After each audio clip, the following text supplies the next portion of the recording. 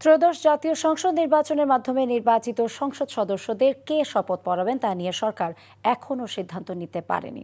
আইন মোতাবেক স্পিকার বা ডেপুটি স্পিকার শপথ পড়ানোর কথা থাকলেও বর্তমানে স্পিকার নিরুদ্দেশ এবং ডেপুটি স্পিকার কারাগারে থাকায় এ নিয়ে সিদ্ধান্তহীনতা তৈরি হয়েছে। তবে খুব দ্রুতই এই সিদ্ধান্ত নেওয়া হবে বলে জানিয়েছেন আইন উপদেষ্টা ডক্টর আসিফ নজরুল।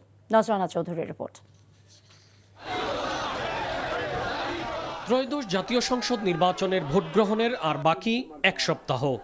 ৩০০ আসনের বিপরীতে লড়ছেন হাজারো প্রার্থী। কিন্তু নির্বাচিত হওয়ার পর তারা কার কাছে শপথ নেবেন তা নিয়ে অনিশ্চয়তার সৃষ্টি হয়েছে। আইন মোতাবেক বর্তমান স্পিকার ও তার অনুপস্থিতিতে ডেপুটি স্পিকারের শপথ পড়ানোর কথা থাকলেও এবারের ক্ষেত্রে তাদের সেই সুযোগ নেই বলে জানালেন আইন উপদেষ্টা।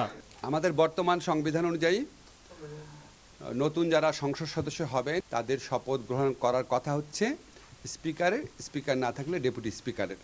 ওনারা না থাকলে অন্য বিধানও আছে। এখন আমাদের এখানে স্পিকার, ডেপুটি স্পিকারের মধ্যে একজন নিখোঁজ, আরেকজন জেলে আছেন। তাদের বিরুদ্ধে গুরুতর কিছু মামলা আছে এবং তারা পদত্যাগও করেছেন, বিশেষ করে স্পিকার। ফলে এই অবস্থায় ওনাদের দ্বারা শপথ গ্রহণ করার কোনো রকম স্কোপ আছে বলে আমি মনে করি না।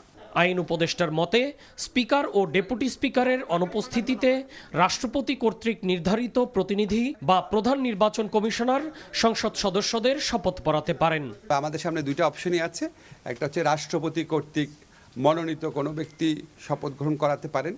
ফর এক্সাম্পল, যেমন হয়তো আমাদের প্রধান বিচারপতি হতে পারেন। আর যদি এটা না হয় তাহলে আমাদের যে প্রধান নির্বাচন কমিশনার আছেন উনি শপথ গ্রহণ করাবেন। কিন্তু সেক্ষেত্রে একটা সমস্যা হচ্ছে, ওটা 3 দিন ওয়েট করতে হবে। আমরা আসলে ওয়েট করতে চাই না। আমরা নির্বাচন হওয়ার পরে যত দ্রুত সম্ভব শপথ গ্রহণের ব্যবস্থা করতে চাই। তবে ভোট গ্রহণের আগেই এ বিষয়ে সরকার চূড়ান্ত সিদ্ধান্ত নেবেন বলেও জানান doctor Asif Nazrul. Nazrana Chowdhury, NTV news, Dhaka.